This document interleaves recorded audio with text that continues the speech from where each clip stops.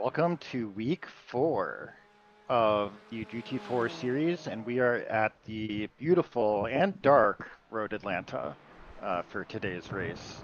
So, yeah, our drivers are going to be, sort of peeling through the dark, and we're looking to have some good races. The track is dry, and yeah, so my name is Alex. With me, I've got Aaron Myers, and then we have a special guest today.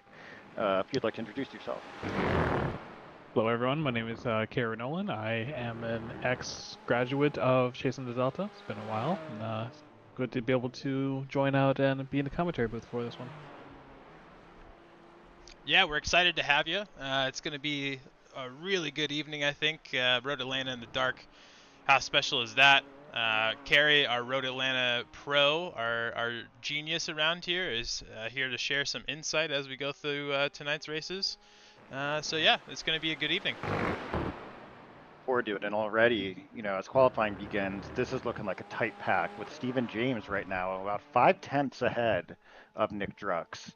Um, he's been doing really, really well on this track over the course of the weekend official, so it's not surprising.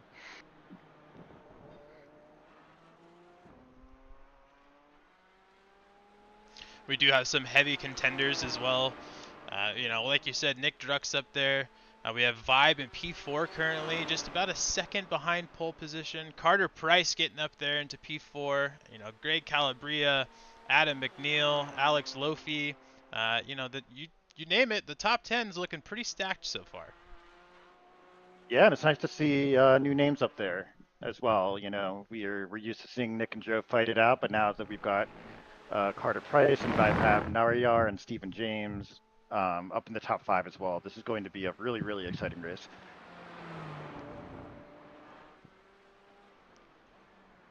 I know I'm still kind of new to all the new people here, so I'm trying to just take this all in, but it is nice to see that we do have different people showing up, so you never really know different people that do better in different tracks, so this kind of tight, twisty track will be definitely interesting. I know it's not my favorite, but of course, whenever I start driving it again, I do kind of see the love for it. So I'm really excited to see how this will go. It is a packed grid. We have 27 drivers who have entered the race today. So it's a short track. It's a definitely a windy track, and it's going to be. We're hoping to have a lot of battles. We got to I do it back in my day. We had like 8 people. Right? Yeah, an Back OG, in we might call you. yeah, we had 8 people. We broadcasted to 6, and now we have 27. We broadcast to millions. I love it. I love it. It's always good to see the growth on this community. Yeah, you're gonna have to like fight off all the fans after this. Mm. It's a matter of time before we're being recognized out in public. Between our commentators, our lovely commentators, very handsome, or our fantastic drivers. It's a toss-up. Absolutely. We're gonna see the CDD movie with Brad Pitt playing me and George Clooney playing Aaron, and we are going to get very, very famous. So the cars are just about finishing up. They get 4 qualifying laps. There's about a minute left of qualifying. Stephen James is still up at the top with a blistering 126. Right now, looking at our timing board too, I don't see anybody who's on an absolute flyer. Looks like Luis Sampaio is going just a little bit quicker than he has previously, but I'm not seeing anybody threatening that pole position.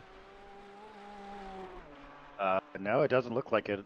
Unless Luis puts down a flyer on this final lap here, it will likely be Stephen James.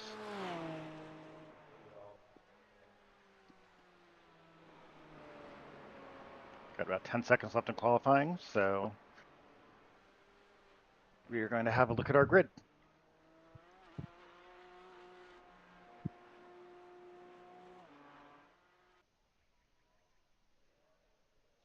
That will be pole position for Stephen James. Huge congratulations to him. I know since he started racing these GT4s this season, he has just been determined to figure these things out, go faster, learn better racecraft. The list goes on. So, kudos to him. Carter Price Working- taking our P2 position. Go ahead.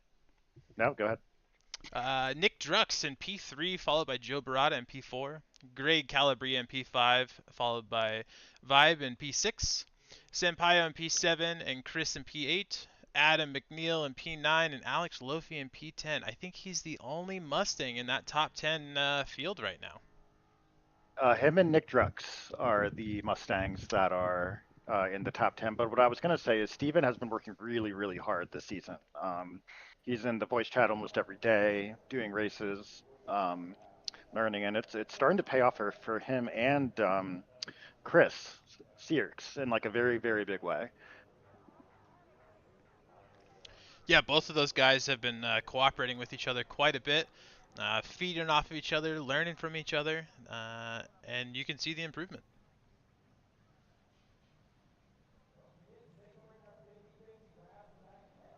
Just waiting for the stragglers to grid up, and we're going to get race 1 underway. Just as a reminder, these are 20-minute races. Now, the fixed setup, or the fixed official series used to be 15, it is now 20. We've always ran 20. We were just ahead of the curve.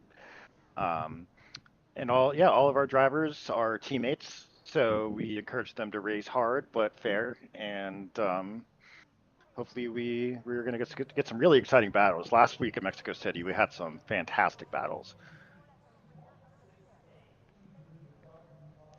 Now, I believe all three of us have raced here a good chunk with Petit Le Mans just this past weekend especially. I want to hear your guys' input on kind of how chaotic that lap 1, turn 1 can be as we start our formation lap.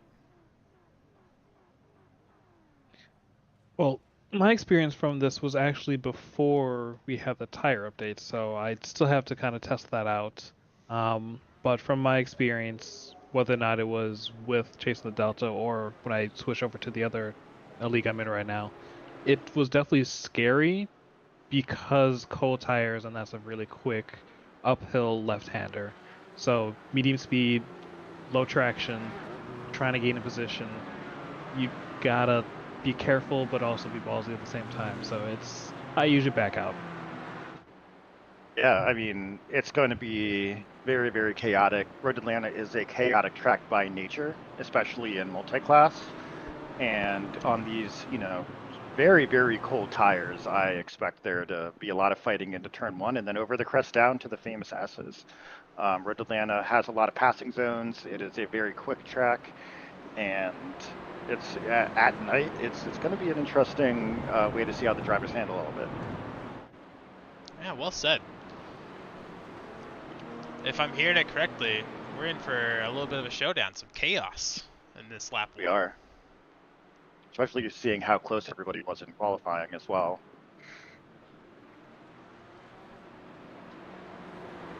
Everybody's looking nice and antsy on this formation lap too. These guys are ready to get going. Yes, they are. So I guess one thing that kind of helped me out, since I haven't driven GT4 since the update, but I've been driving GT3 since the tire update, is the tire model update similar to the GT3s, or is it like slightly different? I would say... Oh, go ahead.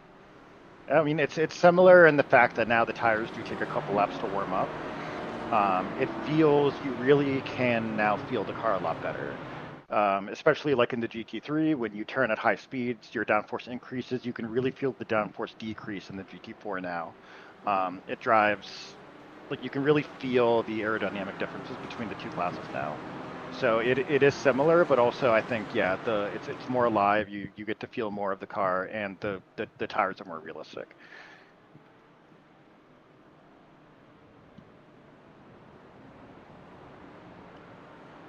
All right, Aaron, did you have anything you want to add on to that one?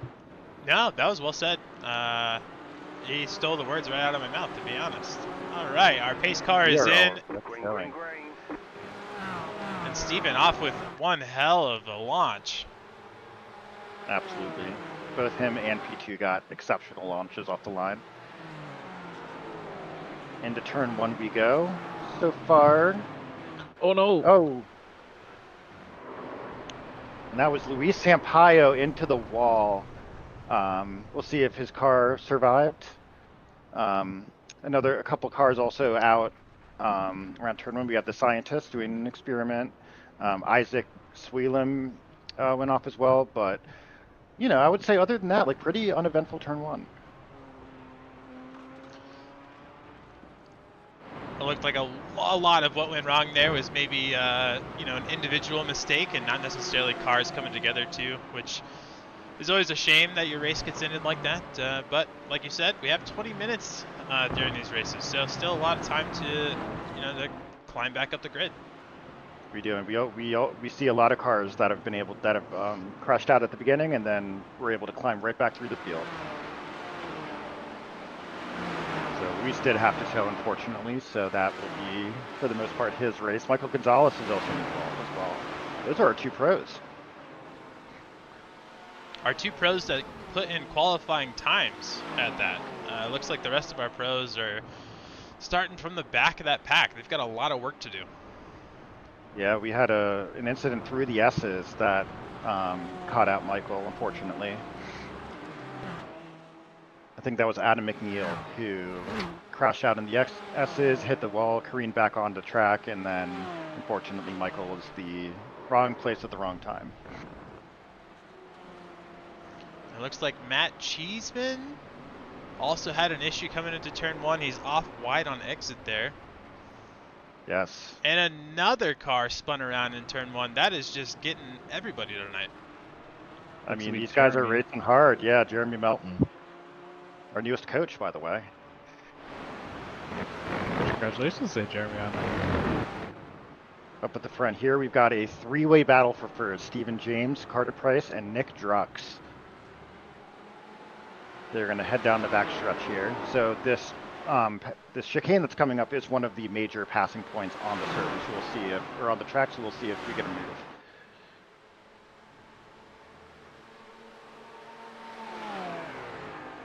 Carter Price around the outside coming into turn 10. Does he have what it takes to get it to stick? We are about to potentially go 3 wide here. They're going to go side by side down the final turn here, and it looks like Carter will be ahead at the start-finish line. Nick Drux right there, waiting for that opportunity, and he goes up the inside into turn 1. Is he going to get the twofer? Doesn't look like it. Or Carter does go wide, and he is going to let Nick through. And they've also now are going to hit some traffic. Oh, they spin out! There they go. That is Carter and Nick Drux into the wall, and that is going to give Stephen James a big lead. Yeah, that is now a 1-second gap. Joe Barada following him up in P2. So both Nick and Carter are back on the track. They did lose a couple seconds, but Carter is meatballed, unfortunately, so we will see him go back to the pits. That's unfortunate. That was a really, really close battle. Yeah, and that is just an example of why I'm not the biggest fan of this track. Just T1 and going up, just that blind left-hander. I don't have enough confidence for this track until, of course, I drive it, then I feel better, but yeah, someone just spun, I think. I think that was Patrick Dunham on turn 7, I believe, coming onto that back straight. Man, this has been chaotic so far. I mean, night driving, close driving, fast driving, this is what's going to happen.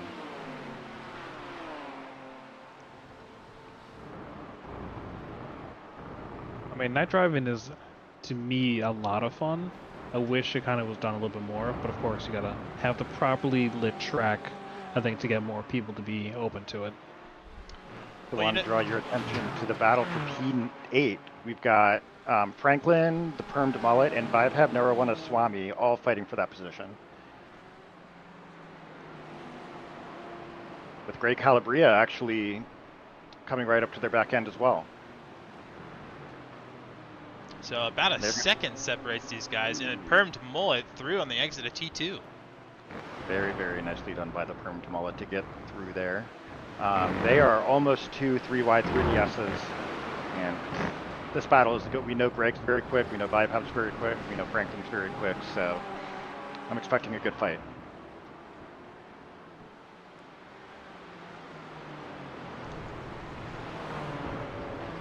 Oh, we have another car off.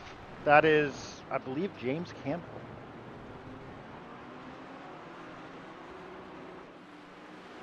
Meanwhile, they're going to go side by side down the front straight. So, Aaron, would you rather be on the outside or the inside going into this turn 10?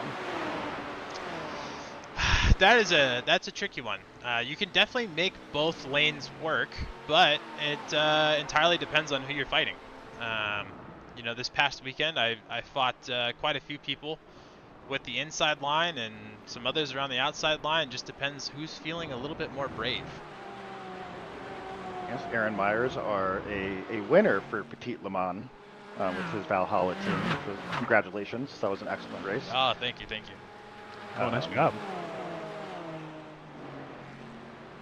Well, this battle for P8 is still going on. The Perm Mullet, actually it's P9 now. The Perm Mullet has created a gap, and now we have Vibe Hop, Franklin, Grey Calabria, and Jeremy Toasty. And the Rockstar's in there too.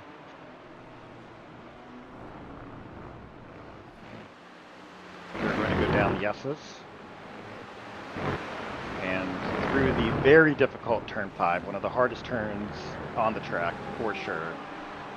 It is hard to get the rotation going down the S's and make the turn quickly, and that is often a 5 to 10th gap. As Vibe Hub goes around the outside of turn 6, turn 7, we're going to have almost 3 wide, but it's going to be Vibe Hub keeping the position over Franklin, and that is going to put Franklin under threat from Grey Calabria as they head down the back straight.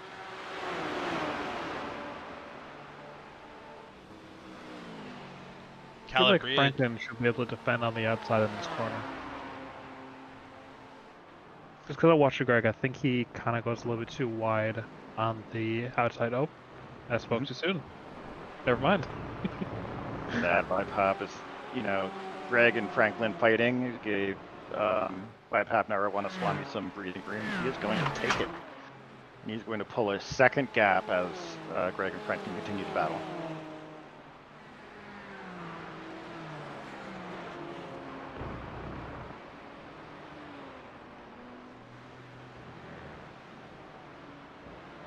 Now, another thing to note, Nick Drux in P7, he's closing that gap to Steve Hill in P6.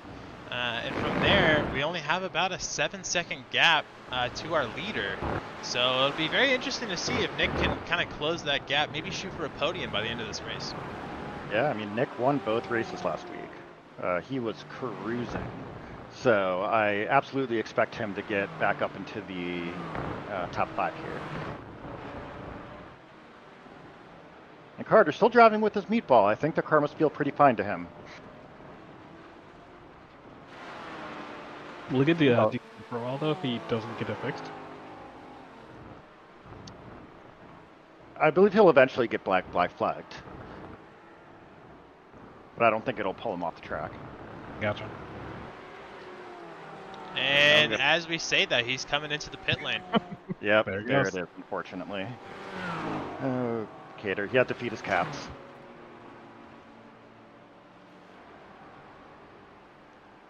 We do have fast repairs though, so if he's able to, you know, make this quick and get back out there, he could absolutely still be fighting for positions.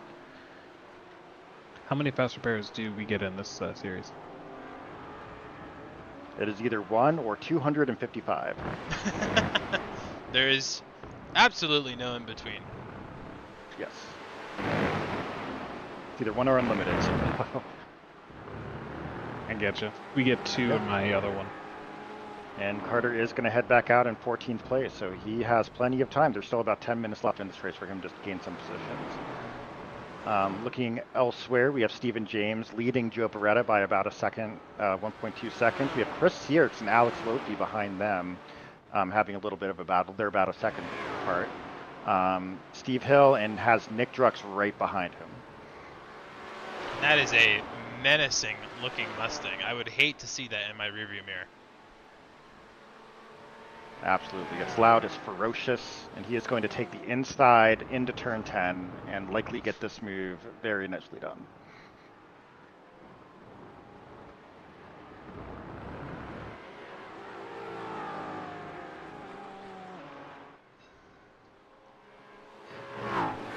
Nick's got about 6 seconds to make up to Alex Lofi. He has been lapping very, very quickly. Let's see if he'll be able to do it. Other close battles we have going on. We have a battle for 11th between Jeremy Toasty, Matt Cheeseman, and Jeremy Melton. And one of the closest battles right now is for P1 and P3. They are about a second gaps. Checking back in with that battle for P3, another Mustang looking very menacing and a very similar looking Porsche. Yes. Right now, Chris has the better of Alex, but all three of them have been doing like excellently this week in their races. The hard work does pay off, for sure.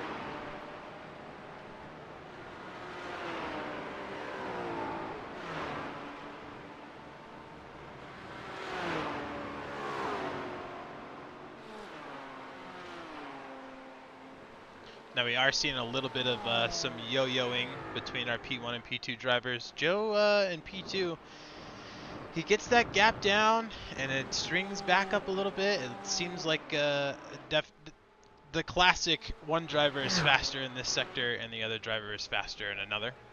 It'll be interesting to see. What Lance Stroll called a Constantina effect. If I remember correctly, that comment was made after somebody got rear-ended in China. Yeah, that was Daniel Ricciardo, who was minding his own business under the yellow flag and got rear-ended by the one and only Lance Stroll. Now, Joe Beretta does have our fastest lap of the race with a 1:26.3, and he is right behind Steven. This race is not over.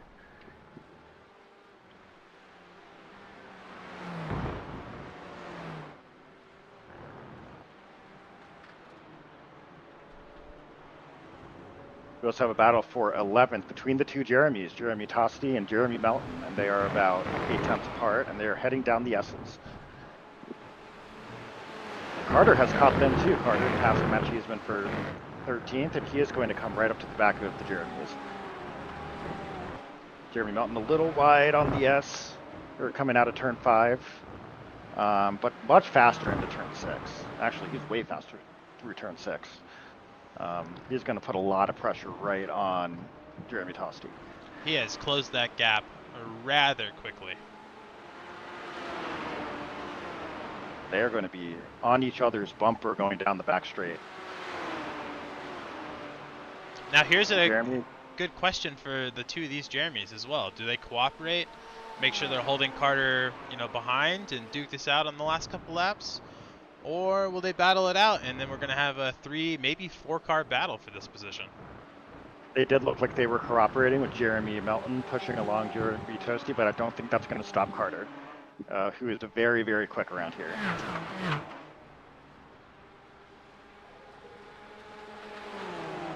The question is, where is Carter going to get them? Carter does have an inside look into turn 1. Nothing there, but quicker through there than Melton. And Carter tucks behind him, not willing to send it over the crest down the S's, which is an understandable move.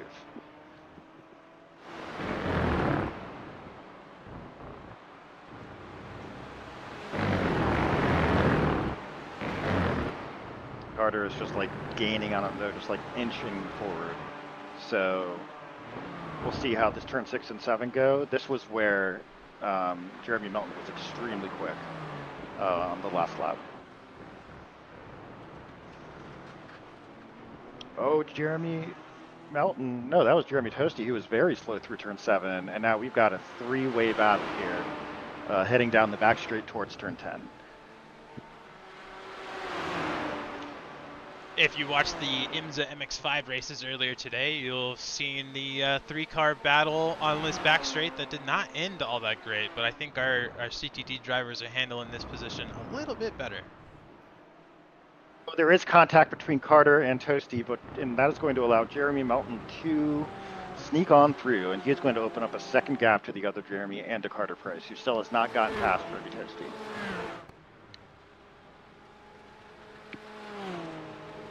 And this is our major battle. The rest of the field is spread out. Stephen James has pulled a 2.5-second gap, and who has pulled to Joe Verada, who's pulled a 2.5-second gap to Chris Sierks, who's pulled a 2.5-second gap to Alex Lofi. And Nick Drux is closing the distance, but there's not as much time in the race, I think, as he would like. And that is going to be Jeremy Melton off the course in the S's. That is multiple positions. Yeah, he didn't crash, which is a good thing for him, but he lost 4 positions there. And the battle between Jeremy Toasty, Carter Price, and Matt Cheeseman continues. Carter looking on the inside of turn 6. He is going to make the pass happen. He just needs a good exit out of 7, and he'll make it stick. Does he get it? He goes wide. Oh, he almost spins, and that almost loose. makes a little heavy on the throttle there, Carter Price, and that was almost a disaster. And that brings Matt Cheeseman right into the mix. We just yet again see 3 cars coming in, barreling into turn 10. Yes.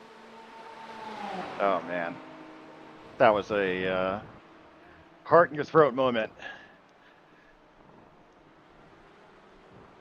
However, Carter does take the position, and that's going to put Matt Cheeseman right on the back of Jeremy Tosti and Jeremy Melton. He's only 2 seconds back. He can catch up here.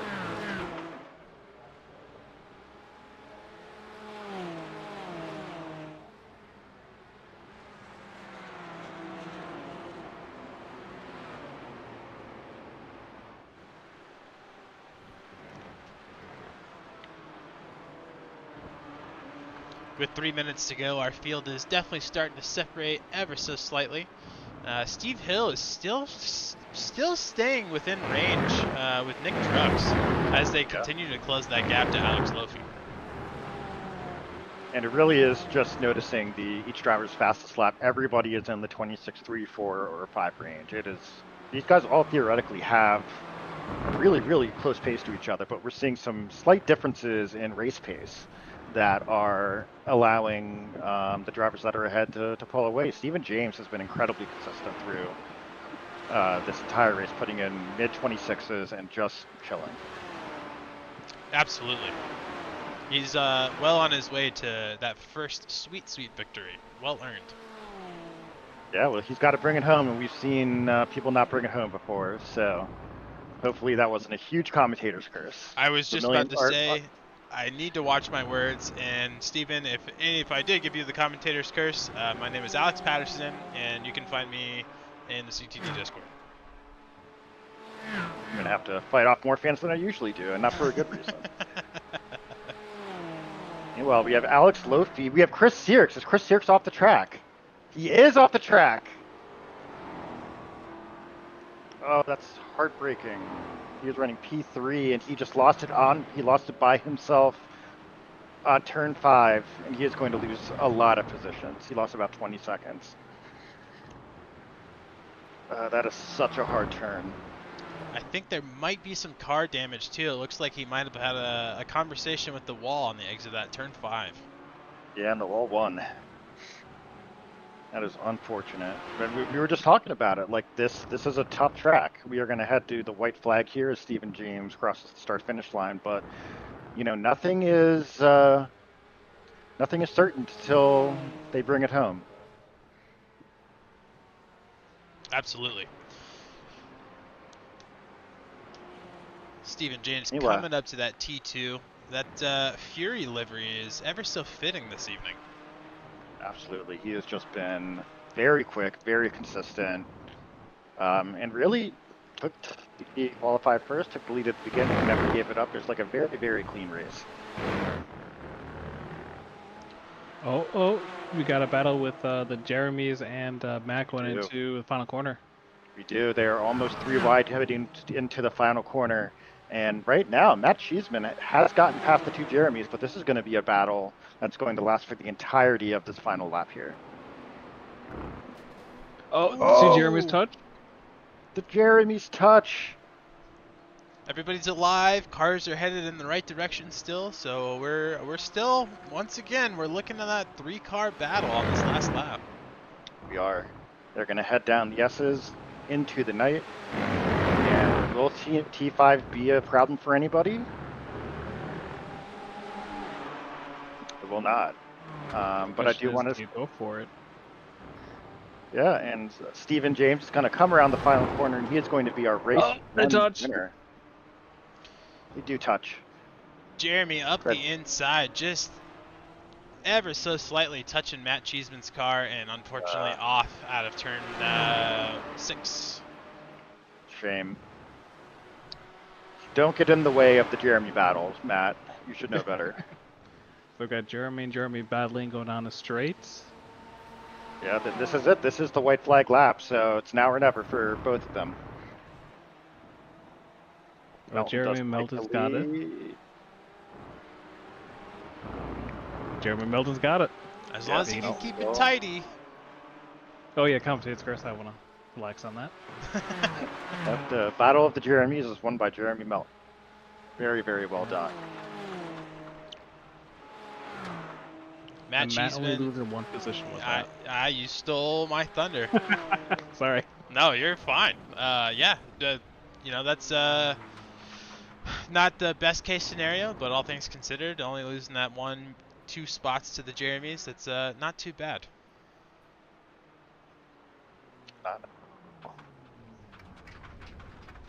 Definitely some good, hard battling that went on for a while, so that was definitely nice to see.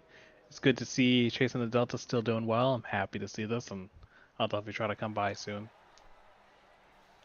As always, we'd love to have you. That invitation goes out to any of our previous graduates. The more the merrier. As our fields continue to grow, our racing only gets better and better. So we love to see it. Yeah, and everybody is also welcome to race in the pro category as well. That's going to conclude our race 1. Taking a look at our finishing results here. The Permed Mullet taking P1 in our Pro Division, followed by Jeremy Melton and then the Rockstar, respectively, in P2 and P3. Huge congratulations to Stephen James in P1, followed by Joe Barada in P2, and Alex Lofi in P3. I believe that is his first CTD podium, so major congrats to him. He's been on fire all week. Very, very nicely done by the Luffy. We'll take a quick intermission as we transition over to our race 2, and we'll see you guys in a little bit. See you in a bit.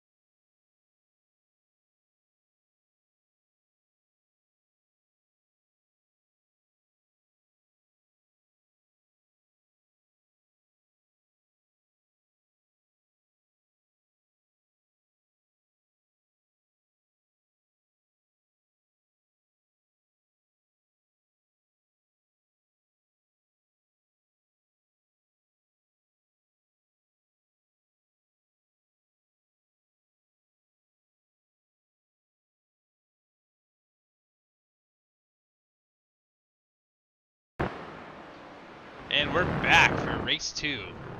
Race 1 was definitely a very exhilarating race. We had a lot of battles going on. Somehow a lot of 3-car battles for position, which is always the most exciting.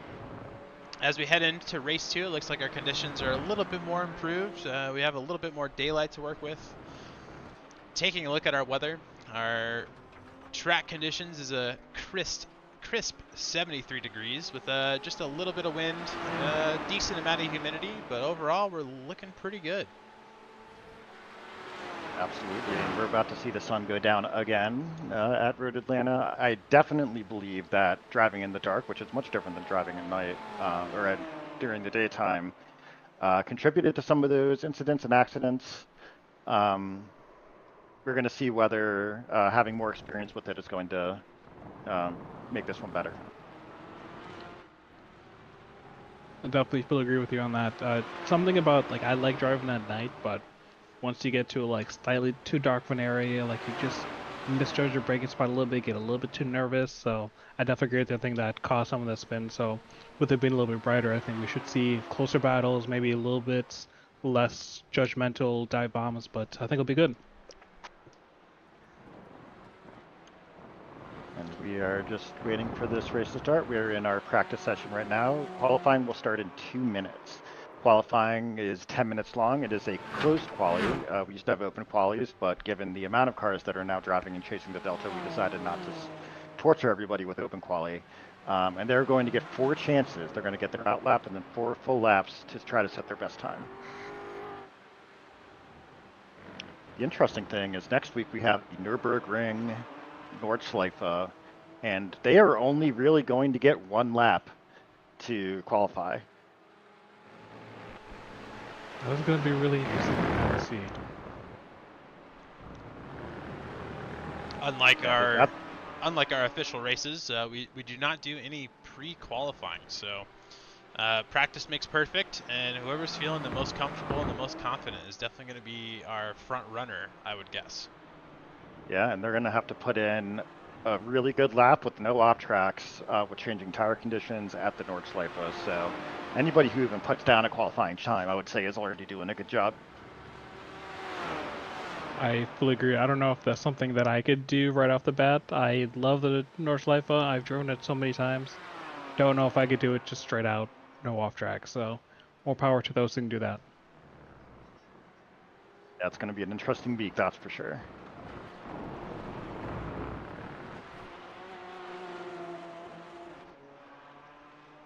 So, Kerry, with being one of our previous graduates, what was one of your biggest takeaways as you moved through the GT4 seasons, learned your racecraft, and all those other good things? I think the biggest takeaway for me was probably like the team environment, especially when it comes to practice. Because when I'm in my current racing league now, it's just more just on your own. So you do what you got to do. So the moments when I'm just like, I know I can do 2x2 in this corner, but I've never practiced it. So not having that like group, hey, I want to try this, and having someone to go with you definitely hinders you a little bit, but at the same time, it also helped me like realize how much I enjoyed that aspect of chasing the Delta. Yeah, we spend an hour and 15 minutes of every practice session now just doing drills. We do the side-by-sides, attack defend, we do race starts. And we've received a lot of feedback that this season that has been really, really helpful, especially in conditions and track conditions like this. I agree. I definitely feel like that would be super helpful. Just being able to also the thing that I liked about it too, that it like kind of forced you to go slow and then just go around the track slow and then a little bit faster, a little bit faster, a little bit faster. So you had all that confidence to attack the corners in different varying conditions. So that part I definitely miss. It's a little bit more boring to do that by yourself, but if you ever can do that, that's always super beneficial. And we are going to get qualifying underway once again, 4 full laps, 10 minutes. Last qualifying was very, very close, and Stephen James ended up on top, and he was able to convert that to a victory. We will see whether the order will change this time around.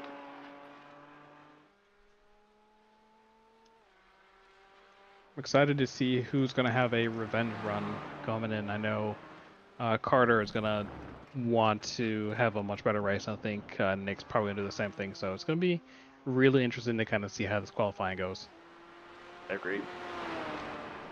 I Yeah. think there's going to be a lot of drivers that are ready to put race 1 behind them and move forward with a much better race this time around. Absolutely. You know, you had made the comment in race 1 how everyone's pace is, you know, kind of right on par with each other. So coming into race 2, I don't know that I see any front runners or any race favorites.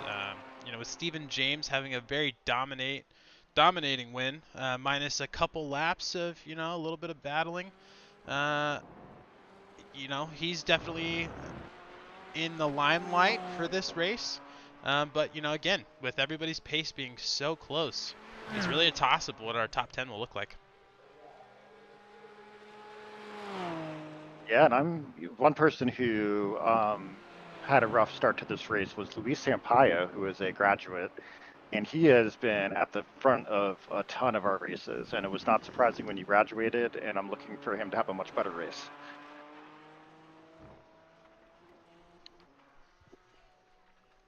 So knowing how you guys know a lot of people who've been racing here and based off of race 1, who do you think is the person to kind of like look out for? Like you think now that we're warmed up, we've had a good race, it's a little bit more lit. Who do you think is going to be like the dark horse of the race 2?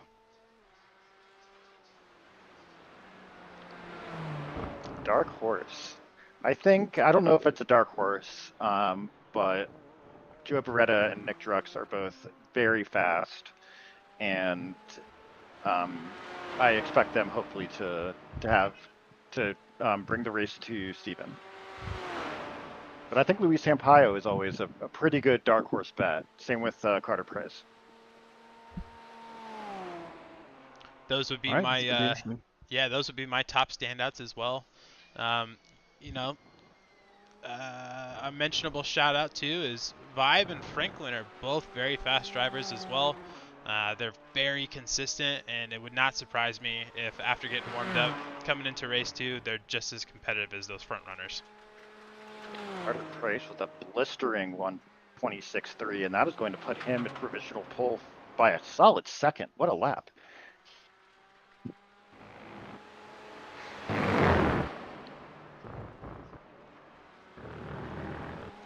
Now, something to keep in mind too, with that new tire model, you know, these guys are driving on cold tires. Carter putting down a 26.3 on cold tires is very impressive. But we do have our stronger drivers in different tire temperatures, if you want to call it. So it's not wrapped up yet, but Carter is definitely looking very, very strong. Absolutely, and it is getting darker as well. And that might play a role into it. I wonder if anybody's going to crack 25. I think Steven did during qualifying last race, but just barely. So I wonder if anyone's going to be able to do it this time.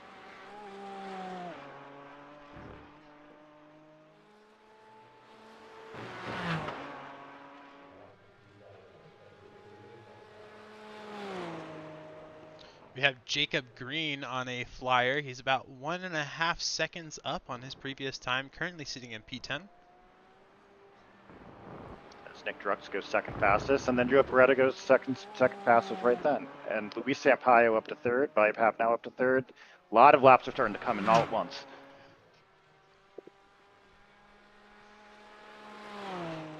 Carter Price also going just slightly faster with a 26.2 opposed to his 26.3, so our lap times are definitely improving over this 4-lap quali.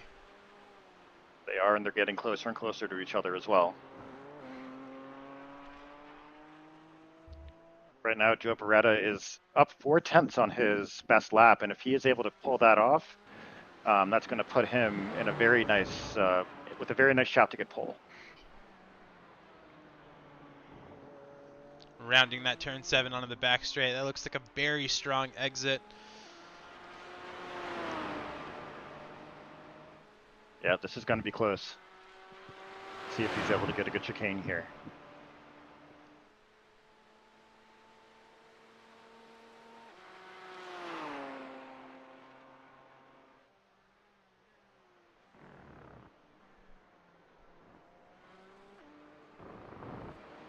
That's looking very tidy.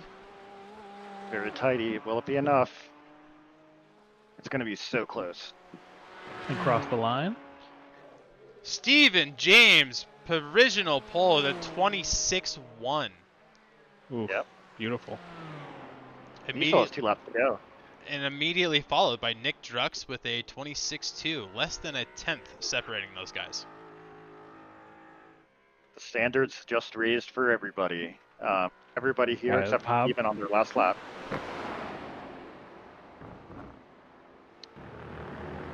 Jeez, everyone's flying now. Yeah, I think, as we said, brighter lighting, people's times are just absolutely flying. Of course, more warmed up as well too. It's really, really nice to see this. Top 5 all within 0.2 of each other. Beautiful.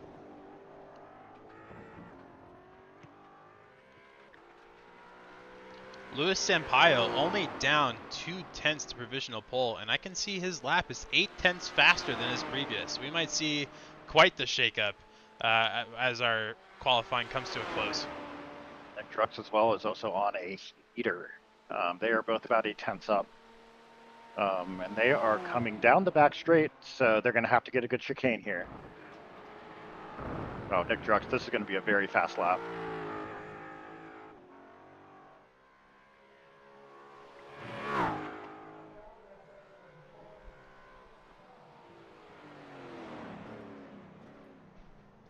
That is a 26-1. Luis Sampaio goes first. Oh my god, these are all so tight. Stephen James and Nick Drux are 0.02 of a second away from each other.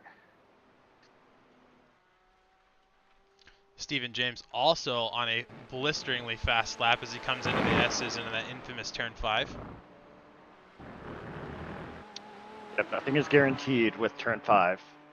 As we saw, it is that is really, if you're going to turn 5, you're going to really get up. Well said. That is a make or break to your lap time. Just to be good at it shows you have to have a pretty advanced understanding of the car and how to get rotation, especially in high G-forces. You go downhill through the S's, and then it's like a little bit uphill into turn 5, and there's a huge curb, and you've got to get the exit and the entry just right. And it's like a 5 to, you can lose a second easily on a corner that seems good, but just isn't there. Getting on the power early is the way to take it. He is going to come down the final turn here, and will he be able to take provisional pole back from Luis?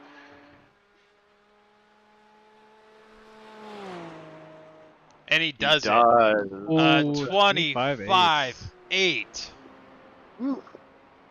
Very clutch good lap. For a final lap.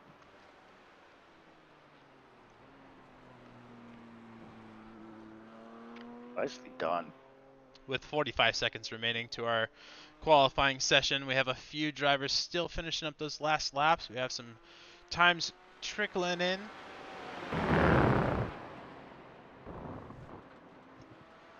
Isaac Swalem jumps up to P14 with a 128.2.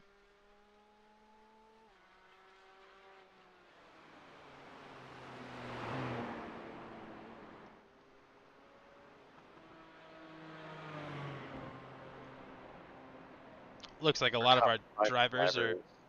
Go ahead. Yeah. Our top 5 drivers, top 6 drivers within a couple tenths of each other. This is going to be very, very even. As qualifying ends and we go to the grid.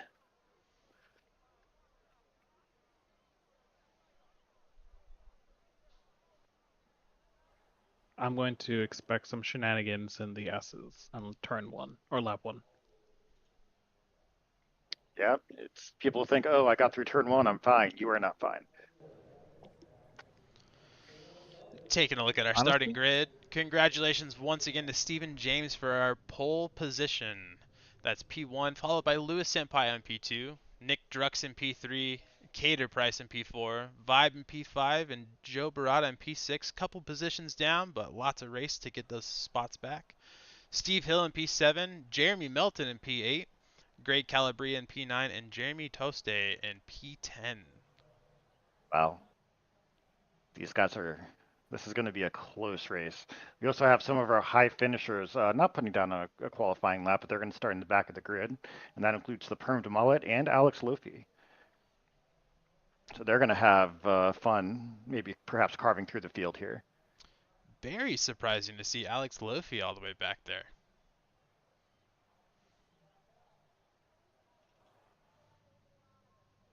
Maybe his wifey went out. Ba-doom. And we've gotten to that part of the broadcast where the worst jokes imaginable come out and play. I thought that was a great one. I mean, I've got to entertain our millions of fans. This is true. Nothing tops the infamous Coke comment made at Le Mans back whenever that was in the middle of the night. But Oh, yes. Yep, late night Le Mans, baby. The drivers are driving at night. The commentators are delirious, and they just say whatever comes to their mind. Because when you're on the hour for eight, or when you're on the mic for 8 hours, you just lose your self-control. Mm-hmm.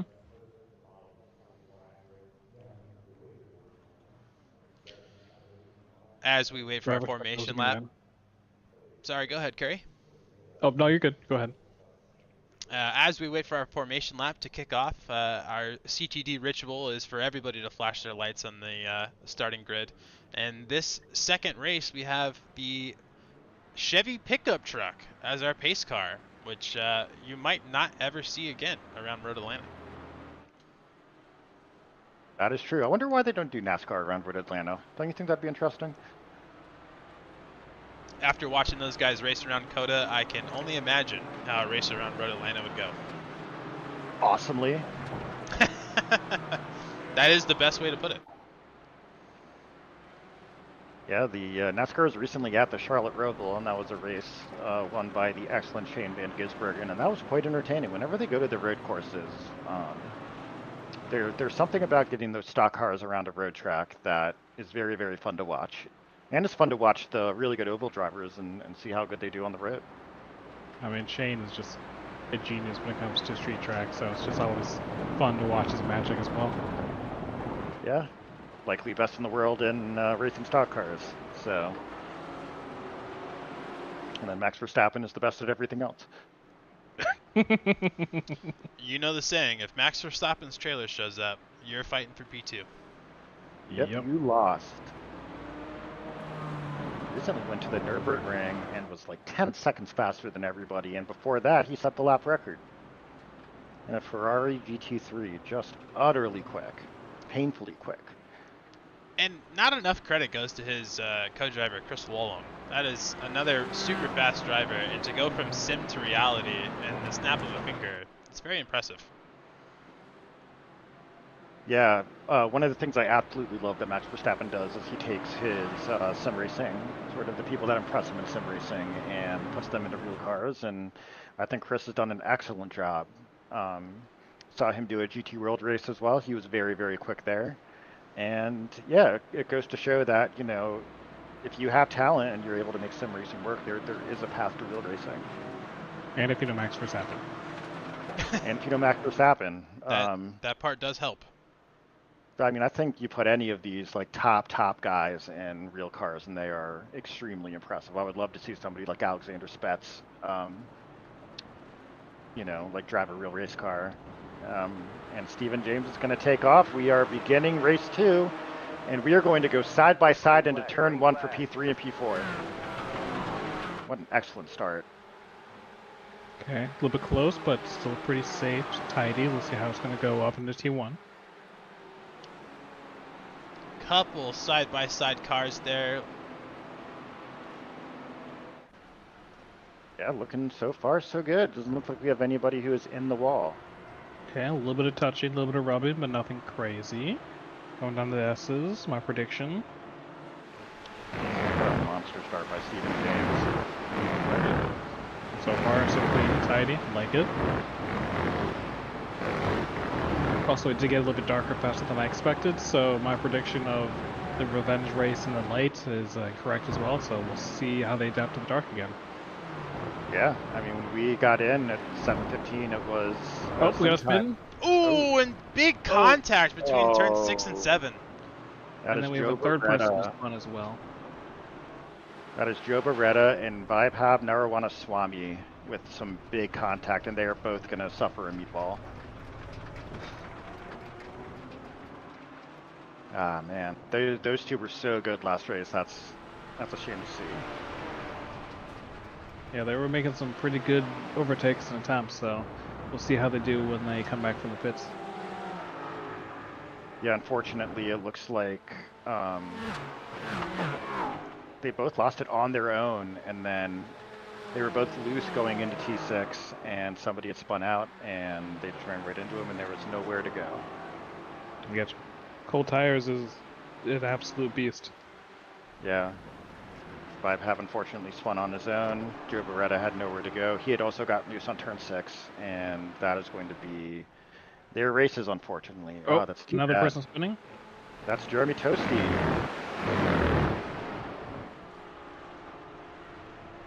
And he's going to fall right down the field. That is a tough place to spin, too, because he is on the S's. It is extremely hard to see anyway on the S's, much less in the dark, and he's just going to have to sit there and wait, and he does. And he spins. There's took him a couple tries, but he is back on the track. Looks like Isaac Swelliam is also taken out on the S's. Keeping an eye on our front runners, Stephen James with an 8/10 lead on the Lewis and P2, and this is lap 2. But for what it's worth, we have a fight for P2 between Lewis, Cater, and Nick Drux.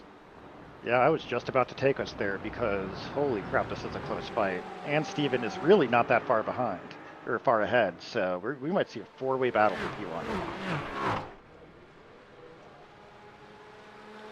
And then while we're watching that, we have a four-way battle here, six-way battle for 6th place. We have a lot of people coming across start finish right now, so we'll see if any craziness happens. Oh, craziness does happen immediately! Oh, commentator's curse. I see it. I see the power. I'm sorry. Oh no. That is Steve Hill and Michael Goncalves, and I believe maybe a couple other cars got collected in that. That was a gaggle of Porsches and one Mercedes, and that did not work out the way they wanted it. That was extremely unfortunate how that happened. Luis Sampaio also dropping down the order. Whoa, what happened to Luis? He has meatballs. We have a lot of meatballs now. We have 5, 6 meatball cars. Yeah, we got Timothy Craig in the wall as well. Oh my goodness. Things were going well until they weren't.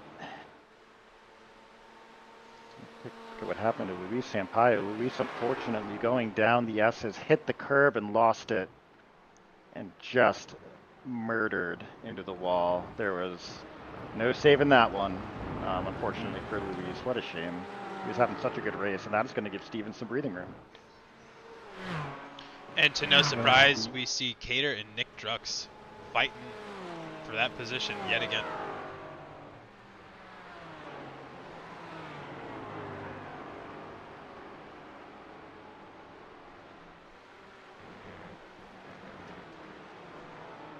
In P6, we have James Campbell. Last race was one to forget for him, but in P6 he has Alex Lofi from the back of the grid all the way up to P7, followed by Chris Sirks and Matt Cheeseman, looking for a little bit of redemption. And the Rockstar also only a half a second behind that 4-car pack. Yeah, Alex Lofi did start in the back in the number 69 Mustang. He is on fire. He's going to bring the fight here to James Campbell.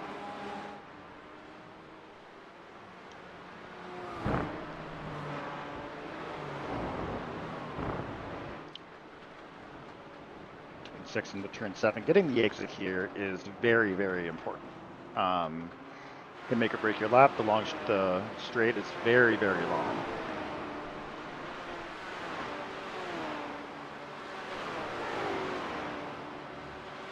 So I actually had done some coaching recently, and I realized that one of my issues was medium to high speed corners, and just trying to like maintain that amount of grip. And I realized like that corner 6 and 7 was always really tricky for me because I could never really manage that.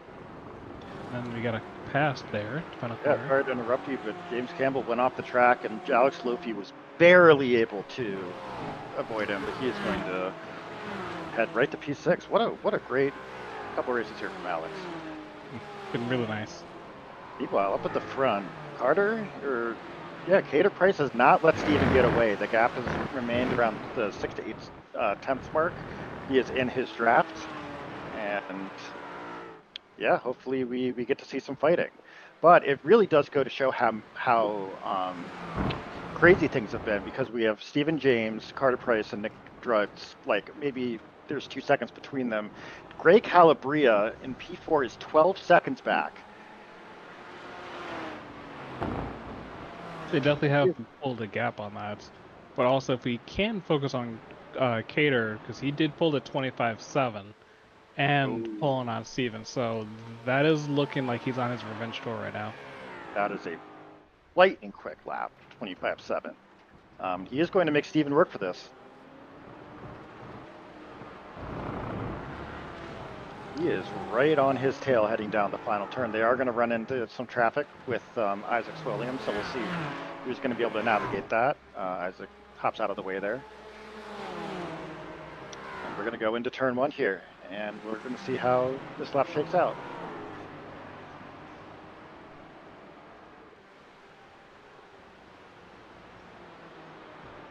Carter, love him. He can be a little mistake prone under pressure, so hopefully he's able to keep it together.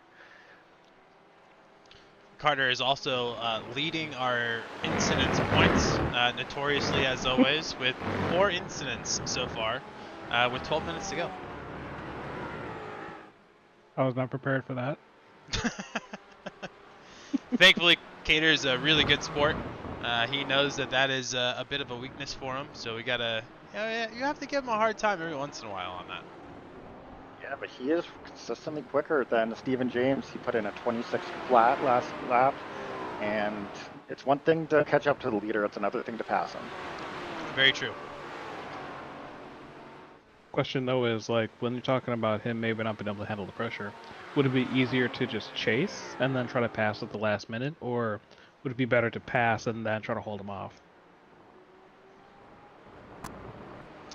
I think it really depends on the track. I think on Road Atlanta, I'm happy to get in the lead and stay there.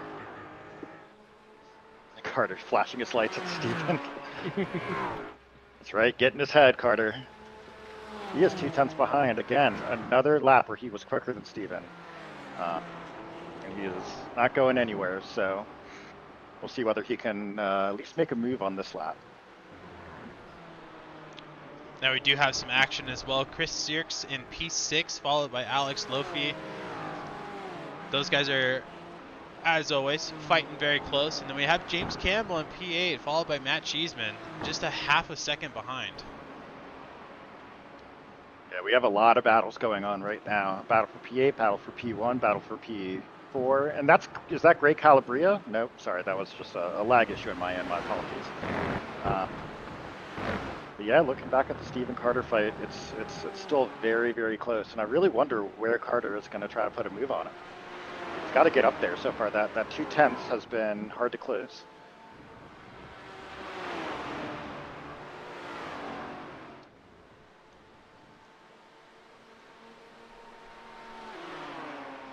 It also looks like the scientist might have done a little bit too much experimenting, losing 2 positions to Patrick Dunham and Joe Barata.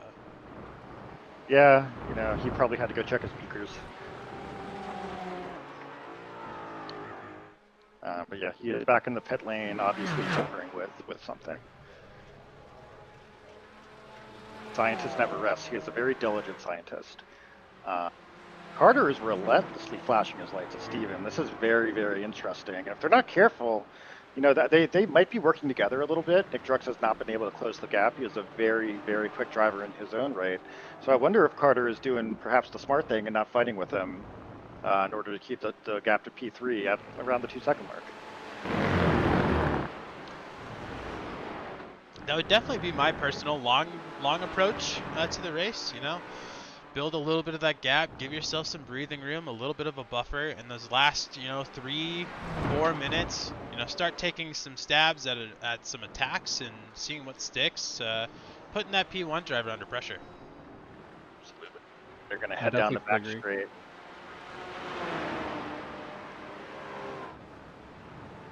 straight. From my Carter- experiences in the last few races, because we include pit stops, if I'm chasing someone, I can stay with them the entire race. Of course, in this situation, Cater is now trying to go for the pass. I could stay with them, and then we continue to do really quick laps, and then of course pit stop, and then if I lose them, my times are down. So definitely want to try staying with them as much as possible. Carter Seems thought like about Carter it has on failed his the attempt. outside, yeah. Not quite able to get past Steven there. That was very, very close though, and it looks like Carter is ready to rumble. It's gotta be the right time. Like, gotta have like the perfect situation, the perfect exit.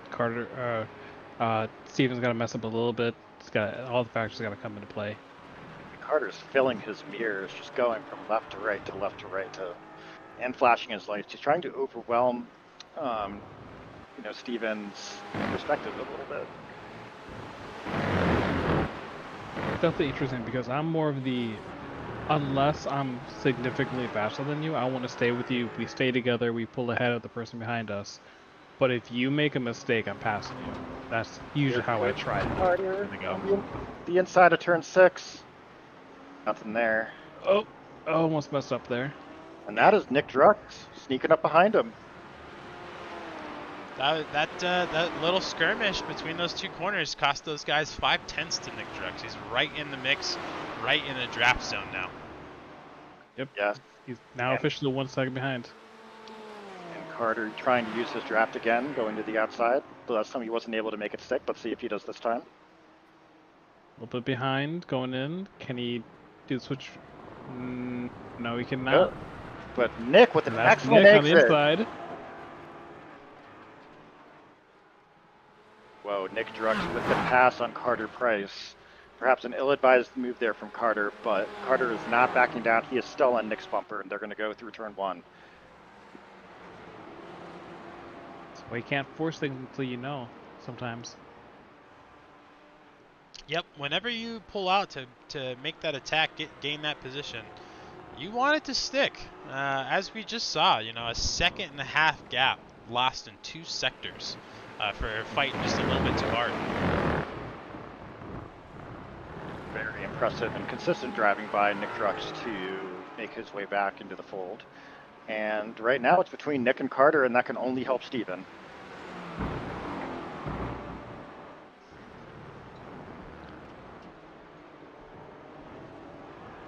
Well, in this situation, what I would try to do is just try to relax, focus on the fact that Nick's ahead of me, just stay calm, see what Nick is doing, if he's catching up to Steven, let them start battling, and then use that to try to pass. Similar to what happened with Nick.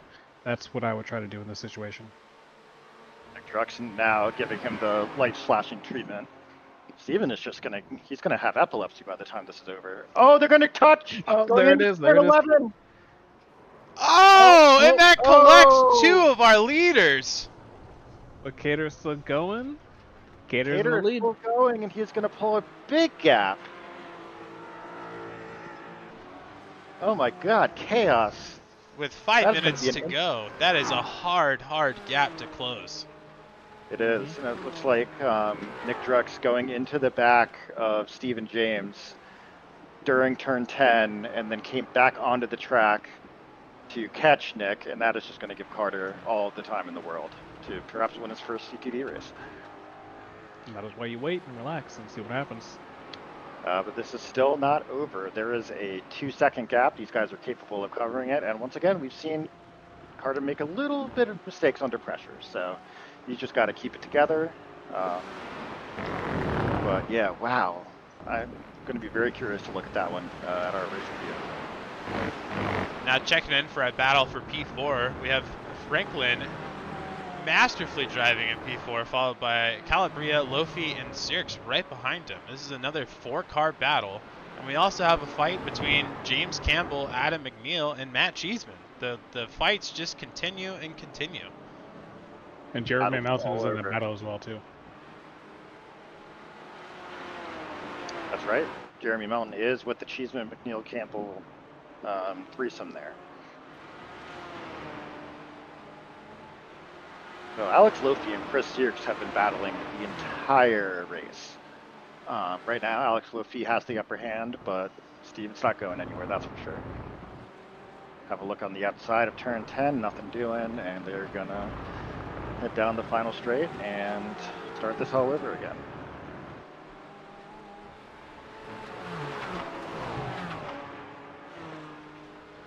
Having to chase someone and then keep something behind you at the same time is extremely exhausting. Yeah, we've talked about that a lot on the broadcast, which is, the dynamic between chasing and defending, and how, you could be attacking somebody and then you don't get a good attack, and that puts you right under pressure from the guy behind you, and now all of a sudden you're defending, and having to do both at the same time. It's a very cerebral process for everybody. For me, it kind of feels like I just black out and I'm just, for the most part, if anything, getting faster time from like just trying to keep up ahead and then defend. And of course, if it's just, all right, try this without, I struggle to do it. So it definitely is a magical moment when you're just able to manage both. Definitely, well said. Getting into that flow state is kind of the goal, and once you get in there, like you said, it's you almost black out, and once that checkered waves and you get that sigh of relief, you can kind of work back through what all happened, and most of the time you're just blown away. And Steven James and Nick Brooks are now battling, so now they're within a couple tenths of each other, and we might see them go to the end here. We have 2 laps to go.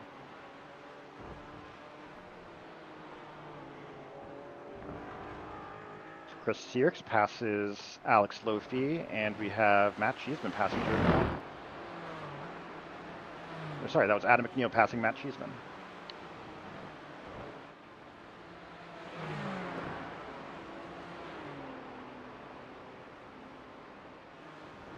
Our battle for fourth is also looking very, very close, with Franklin versus Greg Calabria. They are very close going down the S's through turn 5.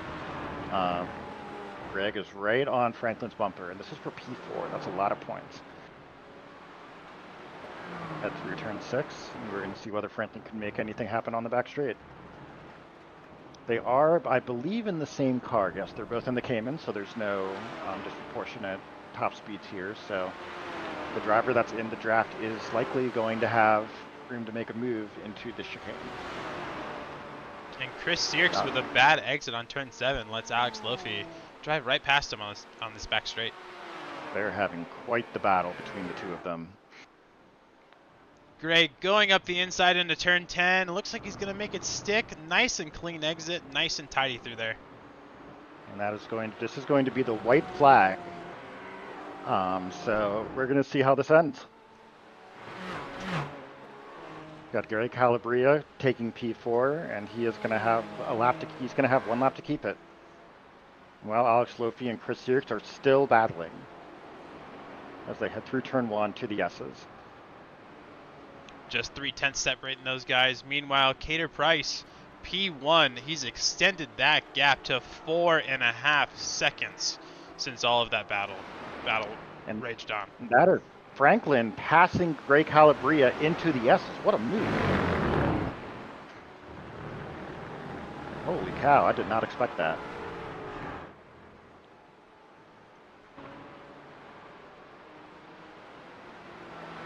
Yeah, this battle for P4 and this battle for P6 are likely to go until the very end of the race.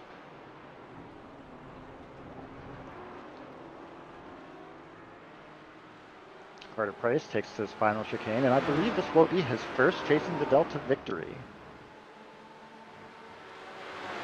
This season or ever? Ever. Oh. I don't remember him winning before. He might have. I mean, there was last season it was him and Josh King and Luis who were battling the whole time. But yeah, very well done to Carter Price. Definitely nice job, Carter Price. Meanwhile, our battle for P4 continues, and Franklin's going to get a good exit. This is going to be a drag race to the finish. Too wide through the final drag race. That's too close to tell. I don't know who took that one. Greg Calabria, I believe, just barely edged it out. Yeah, Chris Hierks is also going to take the victory over Alex Lofi there by just a tenth. Whew, man. In famous CTD tradition, we finish our night with a massive car pile up into turn 1 exit. Another super exciting race. You know, taking a look at these race results, we have a completely different order than we did race 1. Jeremy Melton, P1, followed by the Rockstar and Luis Sampaio, P2 and P3 for our Pro Division. Cater Price, overall win as an AM, followed by Steven James and Nick Drux. What an exciting race. Just battles all over the place. Road Atlanta is such an interesting track. And it was really, really nice to see these two races today. Absolutely. You know, a toss-up in our usual conditions. No rain this week. It was on the forecast, but everybody got a little lucky there, I think. Racing into the night definitely made things very interesting, and I think everybody's going to walk away with overall pretty happy points.